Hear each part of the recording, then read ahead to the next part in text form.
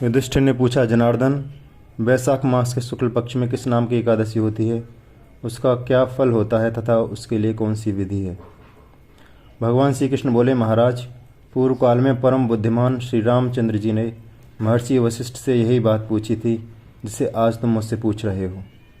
श्री राम ने कहा, भगवान, जो समस्त पापों का क्षय और सब प्रकार के दुखों का निवारण करने वाले व्रतों में उत्तम व्रत हो, उसे मैं सुनना चाहता हूँ। वशिष्ठ जी बोले, श्री राम, तुमने बहुत उत्तम बात पूछी है। मनुष्य तुम्हारा नाम लेने से ही सब पापों से शुद्ध हो जाता है, तथापि लोगों के हित की इच्छा से मैं पवित्रों में पवित्र उत्तम व्रत का वर्णन करूँगा। वैशाख मास के शुक्ल पक्ष में जो एकादशी होती है उसका नाम मोहिनी है। वह सब पापों को हरने वाली और उत्तम है। उसके व्रत के प्रभाव से मनुष्य मोहजाल और पातक समूह से छुटकारा पा जाते हैं।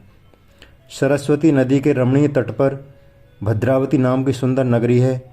वहाँ धृतिमान नामक राजा, जो चंद्रवंश में उत्पन्न और सत्य प्रतिज्ञ थे, राज्य करते थे।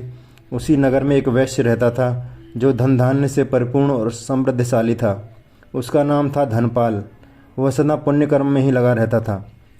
दूसरों के लिए पौंसला, कुआं, मठ, बगीचा, पोखरा और घर बनवाया करता था। भगवान श्री विष्णु की भक्ति में उसका हार्दिक अनुराग था। वह सदा शांत रहता था। उसके 5 पुत्र थे, सुमना, द्युतिमान, मेधावी, सुकृत तथा धृष्टबुद्धि। धृष्टबुद्धि 5वां था। वह सदा बड़े बड़े पापों में ही संलग्न रहता था। जुए आदि दुर्व्यसनों में उसकी बड़ी आसक्ति थी। वह वैश्याओं से मिलने के लिए लालायित रहता था। उसकी बुद्धि न तो देवताओं के पूजन में लगती थी और न पितरों और ब्राह्मणों के सत्कार में। वह दुष्टात्मा अन्याय के मार्ग पर चलकर पिता का धन बर्बाद किया करता था।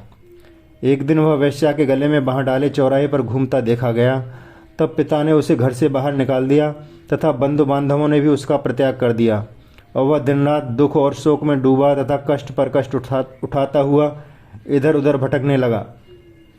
एक दिन किसी पुण्य के उदय होने से वह महर्षि कौंडिन्य के आश्रम पर जा पहुंचा।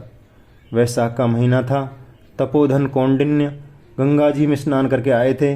धृष्ट बुद्धि शोक से भार से पीड़ित होकर मुनिवर कौंडिन्य के पास गया और हाथ जोड़कर सामने खड़ा होकर बोला, ब्राह्मण द्विश्रेष्ठ, मुझ पर दया करके कोई ऐसा व्रत बताइए जिसके पुण्य के प्रभाव से मेरी मुक्ति हो जाए। कौंडिन्य बोले, वैशाख के शुक्ल पक्ष में मोहिनी नाम से प्रसिद्ध एकादशी का व्रत करो। मोहिनी को उपवास करने पर प्राणियों के अनेक जन्मों के किए हुए मेरु पर्वत जैसे महापाप भी नष्ट हो जाते हैं। वशिष्ठ जी कहते हैं, श्री रामचंद्र मुनि का यह वचन सुनकर धृष्ट बुद्धि का चित्त प्रसन्न हो गया। उसने कौंडिन्य के उपदेश से विधिपूर्वक मोहिनी एकादशी का व्रत किया। नृपश्रेष्ठ, इस व्रत के करने से वह निष्पाप हो गया और दिव्य देह धारण करके गरुण पर आरूढ़ होकर सब प्रकार के उपद्रवों से रहित होकर श्री विष्णु धाम को चला गया। इस प्रकार यह मोहिनी का व्रत बहुत उत्तम है। इसके पढ़ने और सुनने से सहस्र गोदान का फल मिलता है। बोलो श्री विष्णु भगवान की जय। बोलो सांचे दरबार की जय।